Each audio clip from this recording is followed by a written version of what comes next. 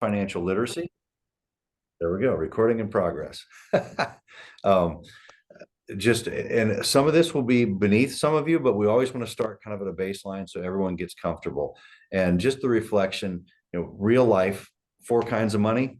We all know what income is. We all know what expenses are. Hopefully, we're familiar with the idea of surplus. And then emergency is kind of a subcategory of surplus. It's what we have extra that we set aside that we make sure we don't mess up, that allows us to have assets in the future. And that's really where we're going to end up going with this, is we want to try to get you into the place where what to do with surplus and emergency money to plan ahead. There are basically, just like there's only four kinds of money, there's only four places you can put money. You can bury it. And I had a grandfather that actually did that. Coffee can in the backyard. Now, he buried money lots of places around the house, so it's a figurative idea, because he'd put money, in between papers, that he filed in a file in a folder, and he'd put money in a box in the kitchen. But buried is the idea of money that you're the only person who knows where it is, and it just sits there. So it's not earning anything. It's not getting spent. It's very secure, because if you're the only person who knows where it is and you remember where it is, then it's very, very safe. The second level would be money that we put in the bank. So obviously, we all know banks are paying a tiny bit of interest right now. My understanding is, at least in Kansas, roughly 0.2% is kind of the going rate in a savings account. You can get some variety in the cash space if you do money markets and some other things. But bank, just think in basic bank terms, great thing about bank money is up to $250,000 is FDIC insured in any one kind of account. So like if you have a husband and a wife, and one of them has a retirement account, but they both have a savings account and they have a joint account. So the joint account is one kind of account. The IRA is one kind of account. An individual account for husband and wife are yet another kind of account. So you could have, in that scenario, you'd have four different accounts that could all be insured up to $250,000. If something happens to that bank, the government steps in and says, and here's your money. And 0.2% is better than nothing. It's not a whole lot more than where you bury your money, but it is safe money. And now you have some accountability. You have a bank holding it that has other programs that you can be part of. The third is insurance products. So insurance product investing is going to be the kind of thing where you are giving money quite literally to an insurance company, and they are saying, well, then we will take the risk for you and we will give you guarantees. And like with everything else, a guarantee has an expense. And so they're going to charge for the guarantee, and they're going to charge for the management of those monies. But then theoretically, you have a protected stance with that money, whether they're taking, and they could say, well, we'll give you 7% a year and no downside. We'll take all the downside risk, or any number of formulas like that. So if the market is up 12%, you're up 7. If it's up 20%, you're up 7. If it's down 20%, you're down 0. So that's kind of the space of investment in an insurance product space that you can put money. It should theoretically grow more than the bank. It is not as secure in the sense that while they can give you guarantees, they're not FDIC insured. But most insurance companies, if they go under, the way it works is they get bought by the next one, and they take on those responsibilities. But I'd say categorically, you say a little less safe than a bank, but greater yield than a bank, and may or may not keep up with inflation, depending on what inflation you've lived through and what you've watched in the last few years. And the last one is just investments. And investments come in all shapes and sizes, and Matt will touch on a few of those here in a little bit. But the goal of an investment pool is going to be where you can not only keep up with inflation, but beat inflation. And that, again, lots of different ways that gets spent, a lot of different approaches to the investment where you're taking the risk, therefore you are getting the greatest reward, but also you've got all the risk. So those are the four places philosophically that money can go. There really aren't any others. Having said that, the investment structures, and this could be a topic, this may be interesting to you to look at all the different structures there are, because we could pick any number of these and go back over them later. But taxable investing is money that's not in a retirement plan. It's not in any kind of tax wrapper that keeps those monies out of the hands of the tax world. So taxable money, I've got $5,000. I want to invest it. I want to see what it grows into. You can do that with the bank and get the 0.2%. You can do that with an insurance company. You can do that with your own investment. And the idea is with capital gains, then you have two different kinds. When you do a taxable investment, just money that's not tied to any beneficial tax wrapper, if you hold it for 365 days or less, it's considered a short-term capital gain. And just like when you get a statement from the bank that has your interest on it, that interest is taxed like income, so does any short-term capital gain. Now, long-term capital gain, anything held 366 days or longer is now a long-term capital gain. It's a different tax bracket. It doesn't count towards your income. It gets taxed wholly separately. And I think this past year, and I haven't looked up this year's, I need to go check that, but last year was like $84,365. It was kind of a random number. If jointly, you as a couple married filing jointly made less than that, you are in the 0% tax bracket for long-term capital gains. If you were above that, you entered the 15% long-term capital gains tax bracket. So even then, it's likely that it is a friendlier tax place for most of us. Because if you've made $85,000 jointly, you're in the 20% tax bracket. And this, you might not even be 20, but if you go up a little higher, now you could be in the 15% tax bracket on long-term capital gain. So those two tax structures for taxables. And then tax advantaged, you've got all the retirement plans. You've seen the 401k, the 403b. Now, if you don't know this, a 401k is a for-profit company. A 403b is the exact same retirement plan, just structured for a not-for-profit company. So they're basically the same thing. Traditional IRA and Roth IRA, which have a different tax benefit as well. The traditional IRA money you put into that kind of disappears for this year's taxes. So if you put $1,000 into an IRA and you go to file taxes at the end of next year and go to April 15th, it says, did you contribute to an IRA? You say, yes, how much? 1,000. They're going to remove that $1,000 from your adjustable gross income.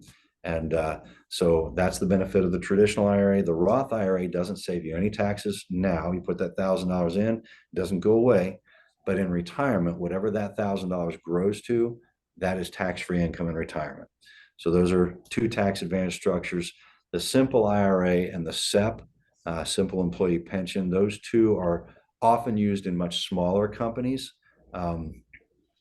One-person companies, family company, but the simple IRA is good up to 100 employees, but is often used in that smaller environment, and they don't have an overriding cost. In most companies, you're going to have a 401k and a 403b that charges the company a X amount of money, depending on the size of the company and any number of pieces of that contract. But those are the different investment structures that we use to help people get to their goals.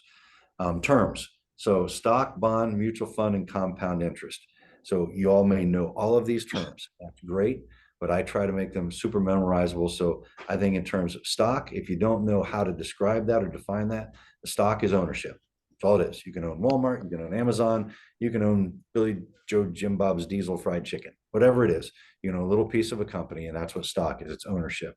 Bond is loanership. So literally, it's where you are loaning money to an entity, whether it's a municipality, whether it's a Walmart, whether it's Billy Joe Jim Bob's. You know, you are loaning money to an organization and an entity, and they're paying you interest on that loan. At the end of the terms of that loan, they're going to give you your principal back.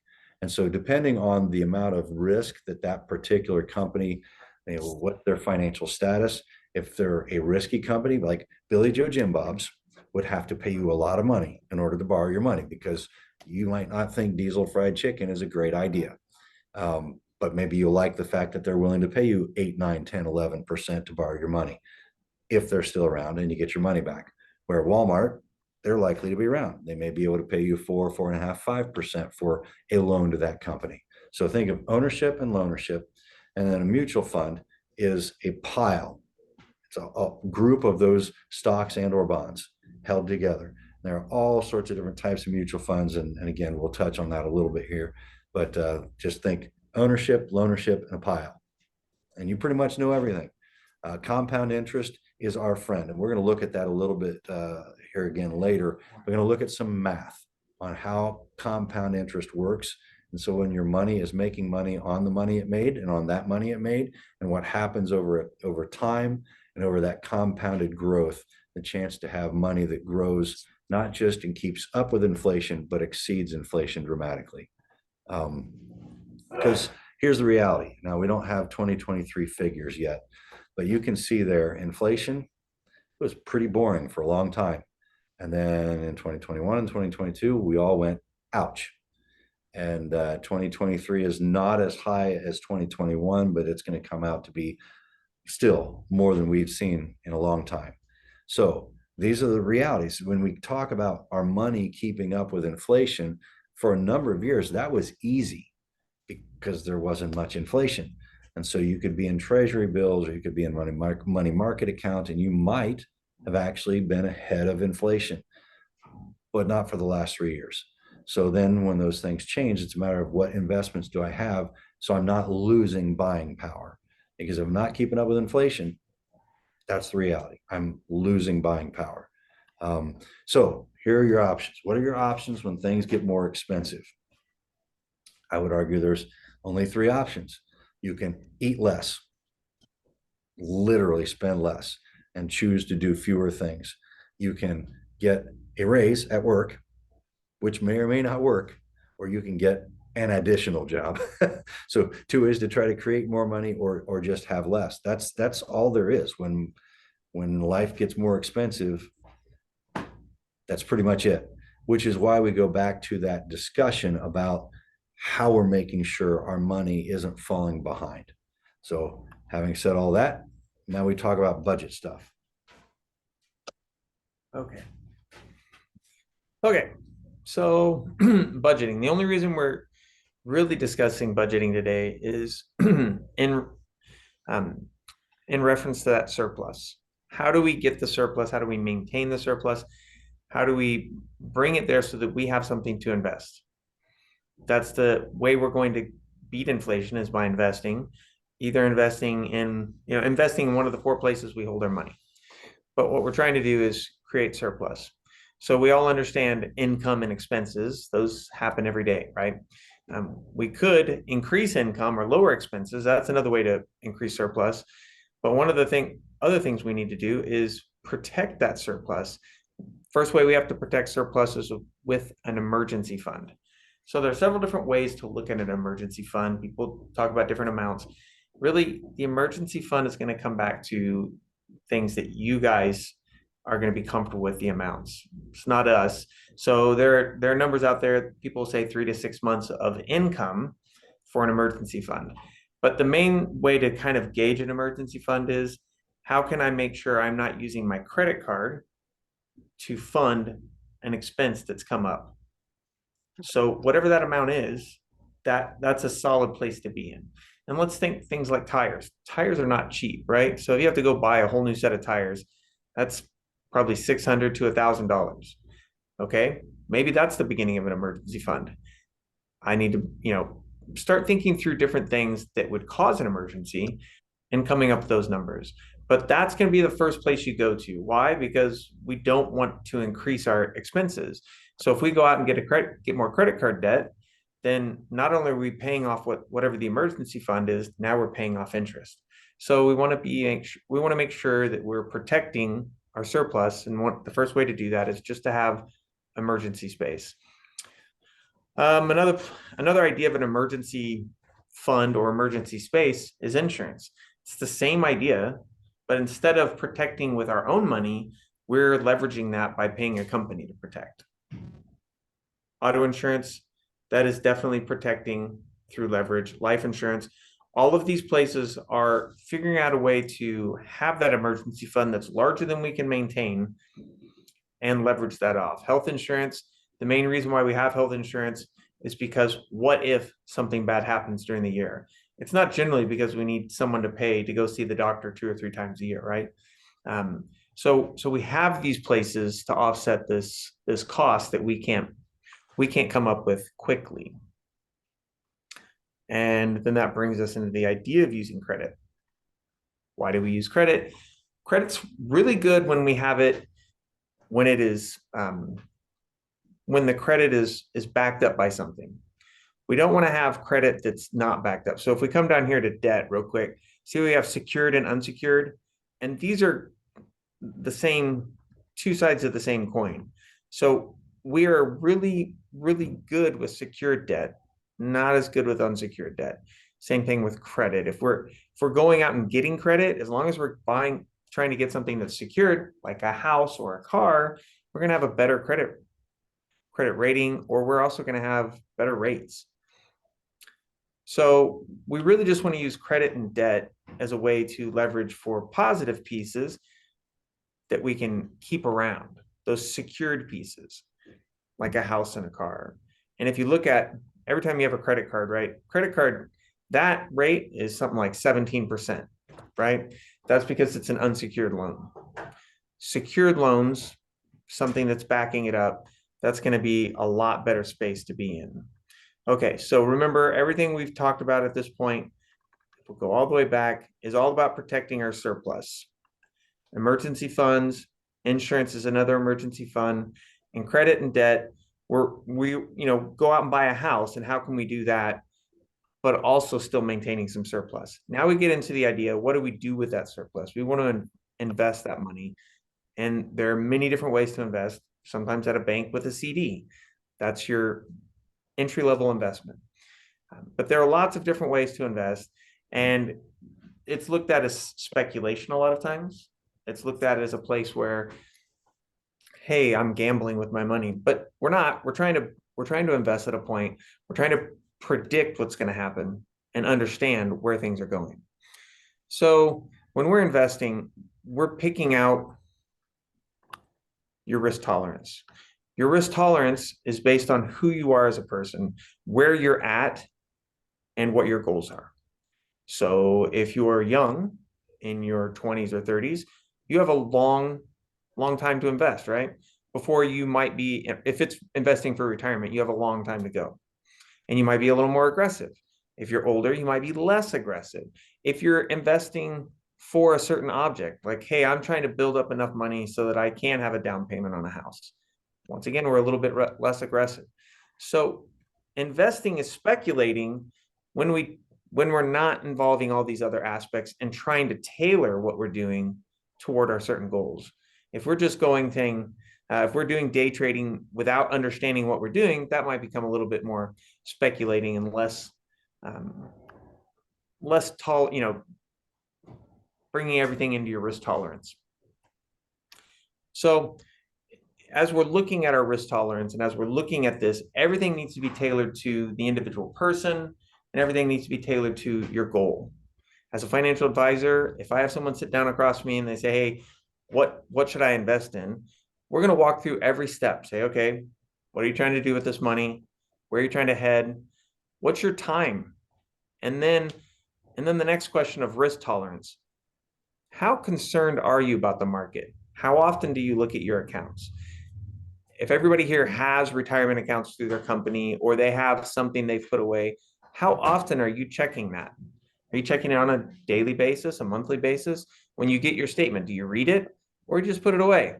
That's a real quick way to find out what your risk tolerance is.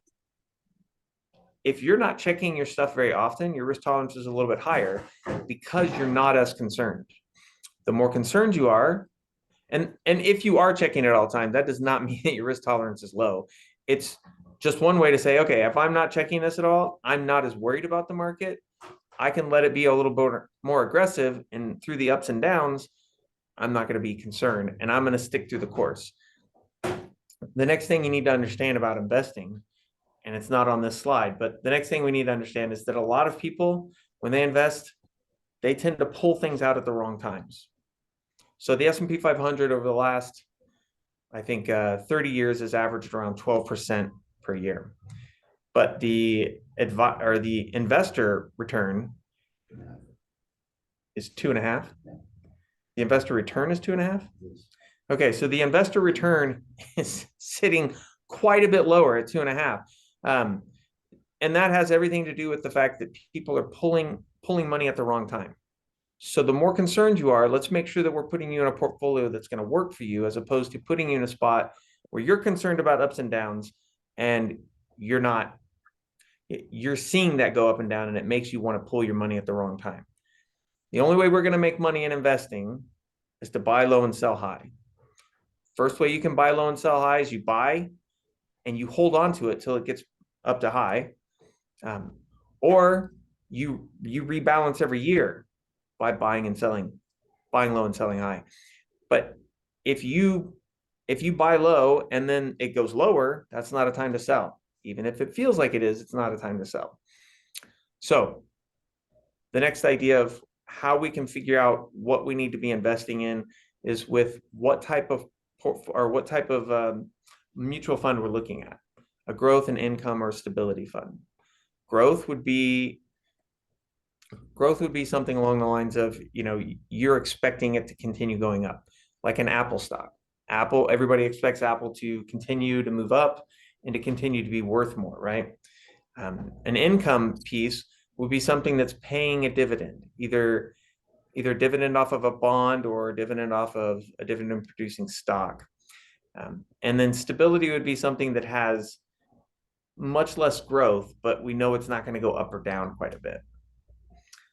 And these pieces all come into play as we're investing, depending on where we're at.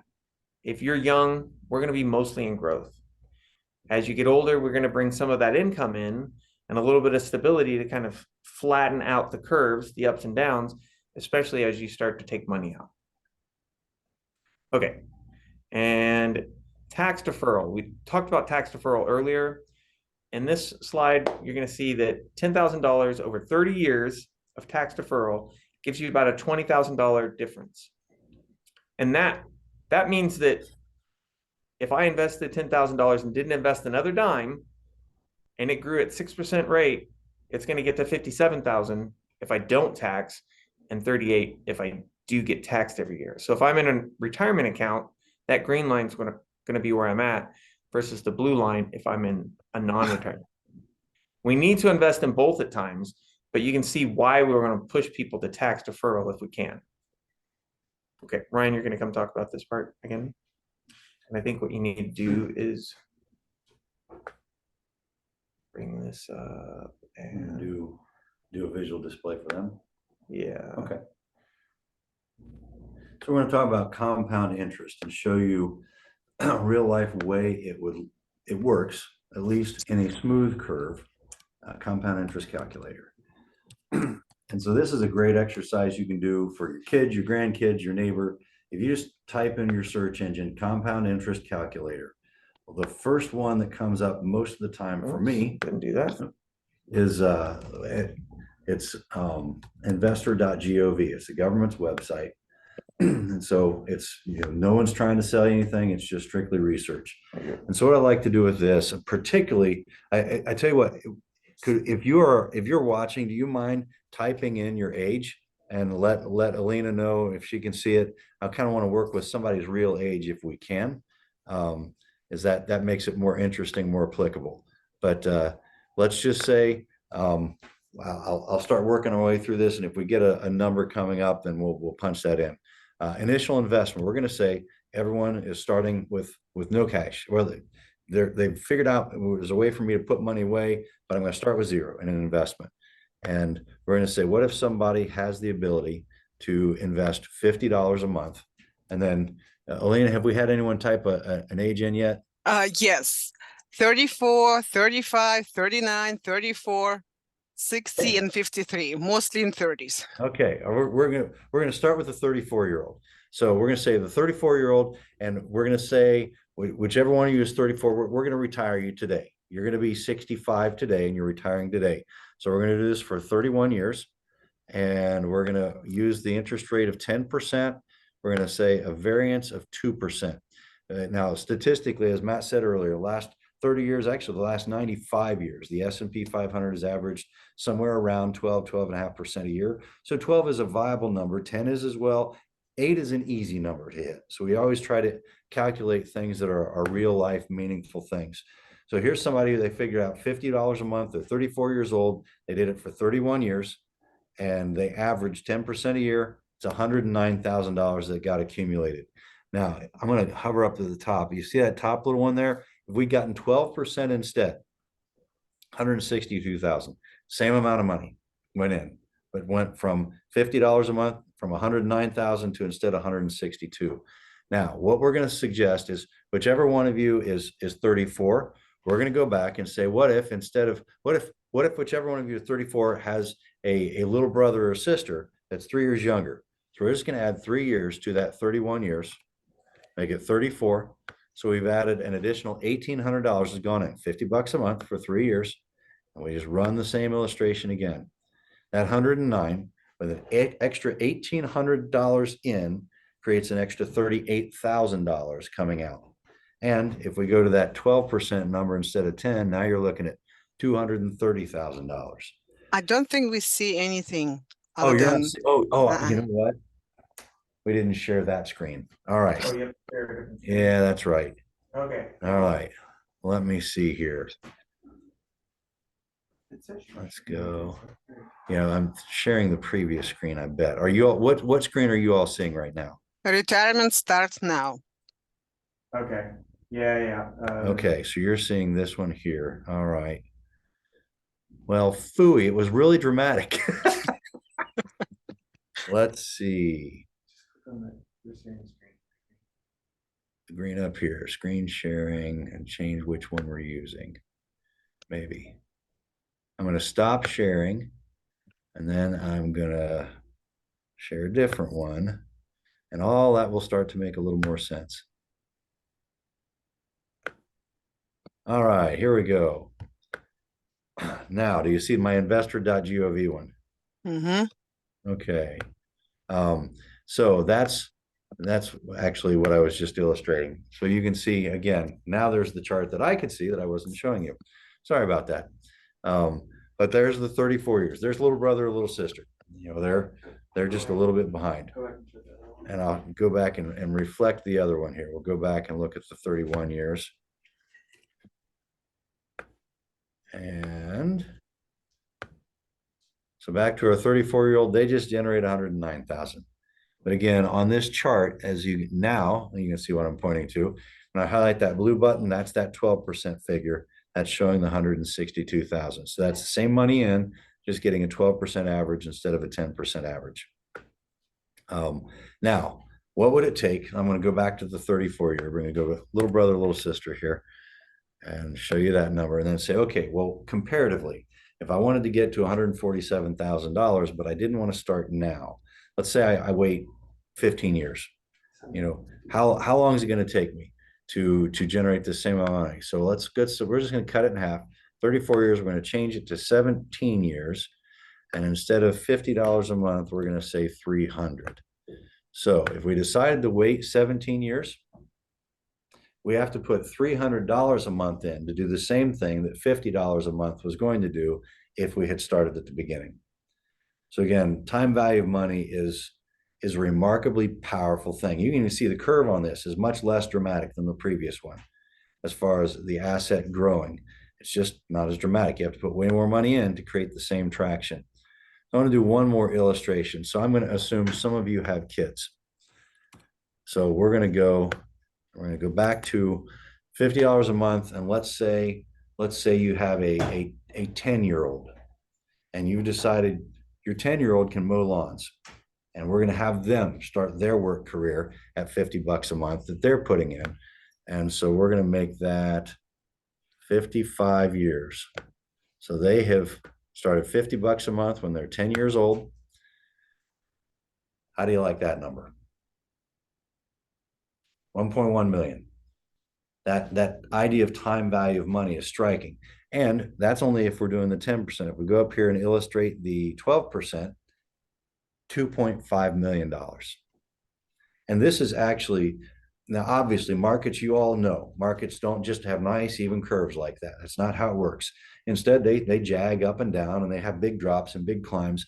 What's interesting is actually that is to your advantage in the compound interest game, because if you are putting money in regularly, if you're putting that $50 in every month and the prices shoot up, you're buying less at the expensive price. If the markets plummet, your $50 is buying more at that same price.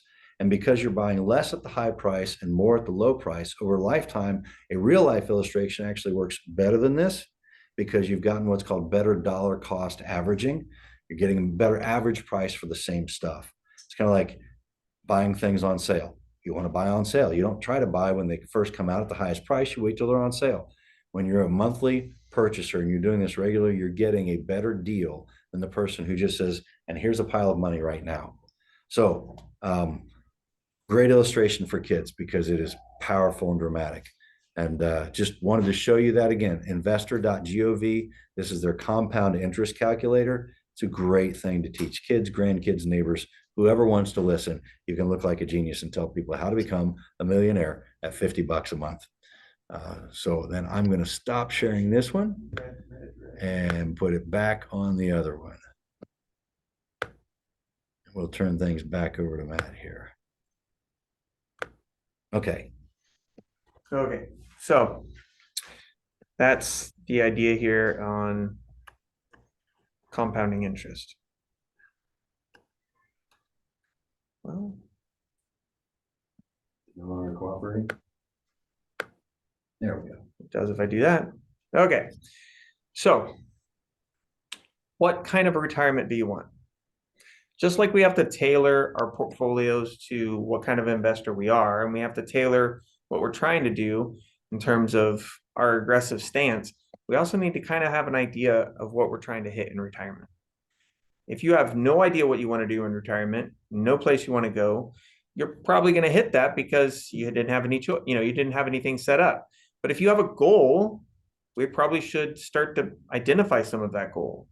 And then you can actually work towards a goal versus just kind of going, I don't know, we'll see what we see when we get there. But retirement isn't really something we want to wait until we get there to figure out. We at least want to start to save money and have an idea of how much we want to live on. Another thing that's really interesting about retirement, we've been doing this for a while, nobody comes to me in retirement and says, hey, I want to live on less money than I'm living on now. Almost always, they want to continue living the same lifestyle they're living right now. So you have to figure out, how are you going to replace your income? These are things we have to actually start preparing for now versus later. So how long do you want to retire? Where do you want to retire? What do you want to do in retirement? How long will retirement last? That's kind of an interesting question that we really can't answer, but look at your family history. That'll give you an idea of how long family members have lasted. If everybody in your family has lived to 99, it's a good chance you need to prepare for a long retirement, right? If people are not living anywhere close to that long, well, let's start planning for some retirement and see where we can go. But we still want to have that idea ahead of time. We still want to try and set a goal up so that we can get there. But these are the questions you have to start asking yourself so that you can create that goal. We discussed tax advantage savings and where we want to go. The better way to get to retirement is through tax advantage savings, through an IRA or a Roth IRA or your company plan. But you still need to have things that are non-retirement for other savings. However, in this space, when we're talking about retirement or we're talking about long-term saving, we want to utilize as much tax advantage savings as we can, because if you remember, oh, I'm going way too far. Sorry. If you remember the difference between those tax savings right there, we really want to utilize that green line for retirement. So let's go open up a Roth, or let's go open up a traditional IRA so that we can start to save right now for retirement. Okay, that's pretty much everything we were going to go over. Are there questions? You may want to put your questions in the chat if you don't want to speak up. Yeah. And I will read them.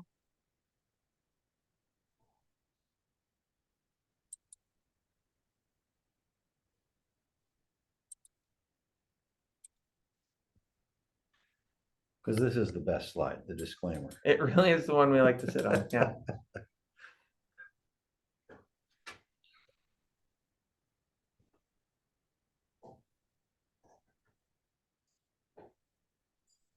I guess one of the things I could have touched on a little better, when we're talking about some of those tax savings vehicles, a 529 and a UTMA are different ways to shift tax burden. You actually do get some tax incentives, particularly in Kansas in the 529, but both of them do different things for your tax structure as you send kids off to college and live life. So those are small tax break areas, traditional IRA, retirement plan at work. Those are the big ones, but these are little ones that can go along. Well, and those are specifically geared towards children, where the bigger ones are for you. So we have a question. What's the basic cost of living for a retired person? That's a great question. Well, do you want to buy a small European country, or do you want to live in a one-bedroom place? But it's a very great question. And that's actually, now you're asking a heavier question about financial planning. And so, what do you live on right now? That's a great number to start with. Say that's probably going to be very close to what you're doing in retirement. Sometimes people say things like, hey, I'm going to retire and then my income will come down and I'll be in a lower tax bracket. But once again, people like to continue the same lifestyle they have. So your income is probably not, or you don't want your income to come down because you're accustomed to that lifestyle. So your expenses are generally going to be close to what they are right now, maybe minus a house payment or some of these other pieces that don't apply as much. But you're probably not sending kids through college when you're retired. Right. Hopefully. Or having childcare costs. But things you will still have in retirement in terms of costs. You're still going to buy cars, right? So you're still going to have a car payment, or you're going to have to be saving for your next car. You might not drive as much, but you're still driving. You're still moving around. So some things that people associate with, hey, I'm retired, I don't have this cost. That's not always true. So close to what you're doing now, like Ryan said. And I would say your age is a matter too. So if it's a 34-year-old saying, what's the right number? Well, if you take today's number, and so one of the things we didn't cover is this thing called the rule of 72. So it's a math equation that says what's money going to be worth like in the future, and what will it become? So if you took $50,000 now at the rate of, if you said inflation is averaging, what have they said over the last few years? They said we're at 5 now. Like 3.5. I think the average. Oh, the average. Yeah, the average. So if you took the last 3 years, let's say the last 3 years have averaged 5%. It's probably a little higher than that, but you have 72 divided by 5. Okay, well, we can figure that math out. And so that number is going to end up being roughly 15%. And so, or that's the amount of time your money will take to double. You take the interest rate, 5%, 72 divided by that. Okay, so 15 years is how long it's going to take for money to double. So if I'm 34, I know by the time I'm 47, that cost of living is going to double. So my 50,000 needs to be 100 by then. However, at 2%, which is where the government's trying to get interest rate back to, that means it's going to double in 35 years. So now our 34-year-old at age 70, if they're living on 50,000 now, then you live on 100 then. So that's another simple way to start your math. Start with today's money, figure out how long till retirement. Now you've got an idea of how long did it take that money to double. What do I need to live on to live the same way I live now then? So hopefully that's a little bit helpful. Another question, where do you buy stock from? It's a good one. Two places. There are places like Robinhood or a personal brokerage firm you can go into. You can create your own account and you can go shop for yourself, or you can talk to a financial advisor, someone who is a broker dealer who's going to do that. But you're going to go through some sort of a broker at that point, mostly because you can't go out on the floor and by yourself. They have licenses for these things, but generally speaking, you can go sign up for your own account on an online website that'll allow you to buy it yourself, or you can talk to an individual financial professional who will buy stock for you. And I think a lot of that comes to your personality profile. Do you love the idea of doing your own research, picking your own thing or two, and saying, I've carved my own path? Or are you somebody who says, I don't have a clue, and I really don't want to do this myself. I just know I have to do something. And so those are two very different answers.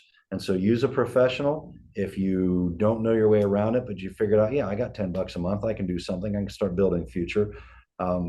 Use a professional. Find a professional who doesn't have a minimum. That's going to be a wide variety of people. Some places have no minimum. Some places say you got to have $5,000 or $25,000. There's a business not far from us. They require you to have $300,000 before they will do their work for you. So you find somebody who will work with what you have available and you start there, or you do your own research and you head down that road. And again, understand, so buy a stock is a little different from buy a mutual fund. You can do both yourself, but remember, a mutual fund is going to have 40 to 140 stocks and or bonds. Rather than having to pick the one right thing, you're saying there's a professional out there who said this mutual fund has these things in this stripe that fit my personality, my risk profile. I don't have to pick. I'm letting them pick, and I'm not banking everything on one company. So other things to think about along the lines of that question. Could you please repeat the benefits of tax deferral versus the other one? Okay, sure. So the big value of tax deferral is that so in a non-retirement account, you're paying taxes every year on capital gains. If you have a mutual fund, they kick that out to you at the end of the year, the capital gains, and you'll pay a little bit of tax on that. Or every time you pull money out to use it, you're going to get taxed. In this tax deferred piece, whenever you're buying or selling a mutual fund to rebalance your account or a stock, you don't pay taxes on that until you pull the money out. Okay. So that tax deferral means that that's not getting smaller every time you're rebalancing or every time you're moving around. Pull money out in retirement. Pull money out in retirement. That's correct. So that tax deferral is allowing you to not have to continually chip away at it. Even though it's growing, it's not getting slightly chipped away every time. A good example is, kind of like a bar of soap. Every time you touch that bar of soap, it's going to get smaller, right? Well, tax deferral is magically keeping the bar of soap from getting smaller from taxes every time. Thank you. Do we have any more questions? Anybody?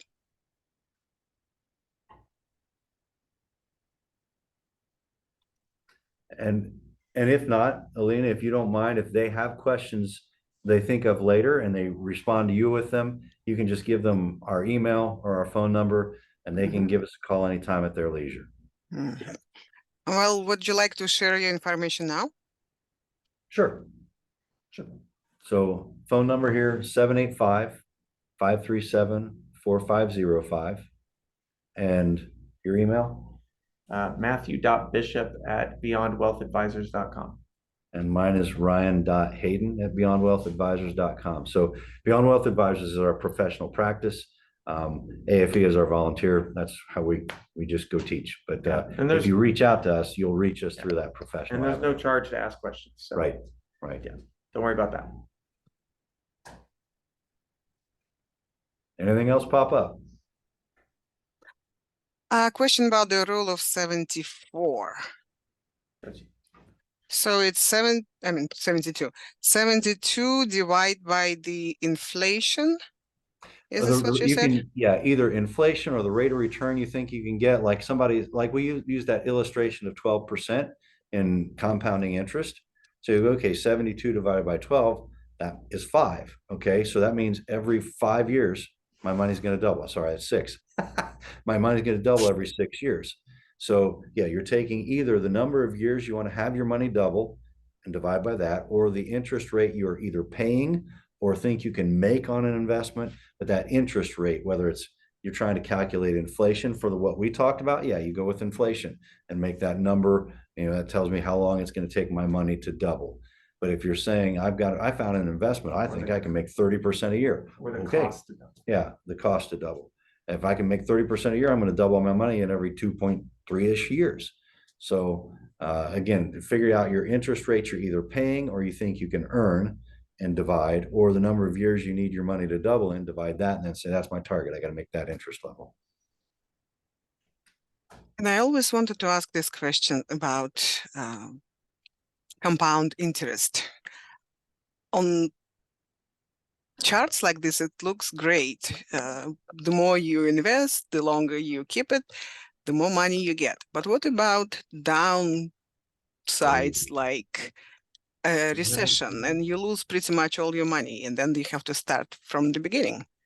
Okay, we don't have a good one of that in this presentation, but the reality is it's not just markets going down, but inflation will decrease your value, anything you have out there as well. So with the interest rate we're saying goes up, works down with inflation the very same way. But as far as what happens if the market goes down, go ahead and talk us back through, just the whole idea of getting out and out at the wrong time. Yeah. So remember we talked about the fact that the S&P 500 has averaged over 12% over the last 30 years, and Ryan said even further back. So if it's averaging that, that means there's good years and bad years, right? So if the market is down and your value is lower than what you put in, it's not a good time to sell. So you have to structure your accounts in retirement. We'd want to structure that in a way that you're still protected for income. But let's assume this isn't a retirement conversation. This is just before retirement, right? So you're 64 and we're in a down market and you're thinking, I'm going to retire at 65. I can't do it now. Everything's down. That's not true, because the market's going to come back up. Over time, it has always come back up. It just depends on how much longer you have to wait for that to come back up. So what we don't want to do is sell low. We want to sell high. So we wait, or we structure things in a way that we can let that continue to go and sell high.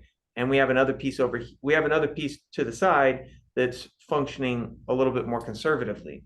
But generally speaking, unless you're buying like penny stocks, you're not going to be in a stock that loses all of its value and you've lost everything. That doesn't happen with stocks, generally speaking. Even IBM, which was a huge stock in the past, is still a stock around, and you still can have it, and it's still paying dividends, and it still is out there. So you're not going to lose everything. We might be in a bad piece. You might be in a bad mutual fund or a bad stock, and we have to trade and move around.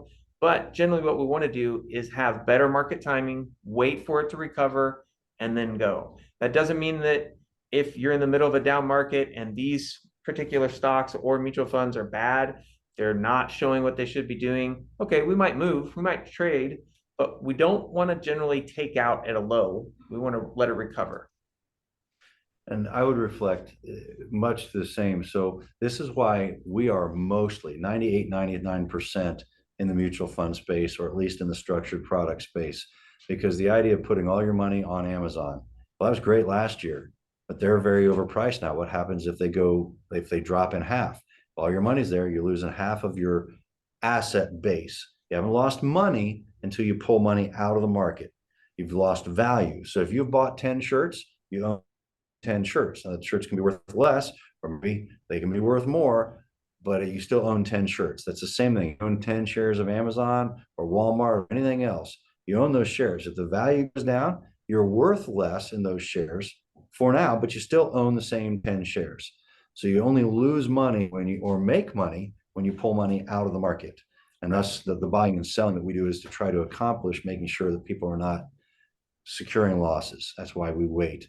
But again, mutual fund versus stock means I'm not all in one spot. I've got 40, 140, 300, 500 different holdings spread out across different sectors of the market.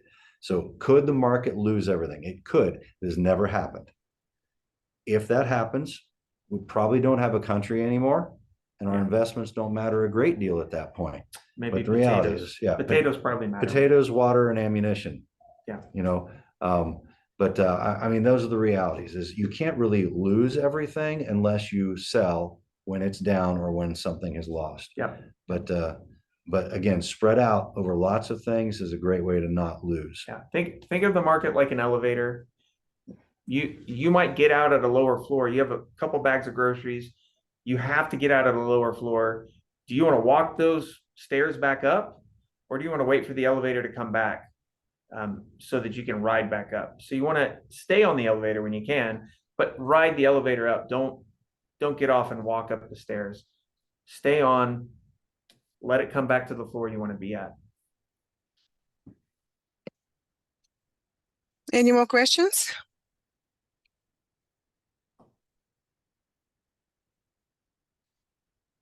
And I would reflect, Alina, if some of them say, well, I'd like them to answer such and such. If people start asking questions of you or asking for topics, you can say, we'd like to learn about this. And we'd be glad to come on and focus in another financial space. Yeah. A lot of times our next visit is looking at all the different types of, everything from bond all the way up to single stock, mutual funds in between, a lot of different stripes of cash holdings people can have, kind of more into the granular, what are the actual places I can go invest money. This was very general. Our second step is usually to get more specific and give you very, very usable examples of different aspects of where you can invest money. But again, if people have questions, we're glad to address those in another session. Okay. Well, thank you very much. It was very informative and very interesting, and I wish we would ask more questions. This was a great amount. Actually, Yeah, you've got an good. astute Good bunch. They questions. asked good questions, and Yeah. sometimes you get one or two. You had a more lively bunch, so good bunch. Well, thank you very much, everyone. Yeah. Thank you. And Thanks for your time. Hope you have a great thank day. you. Thank Absolutely. you too, and we will see you next time. Thank Okay. you. Thank you.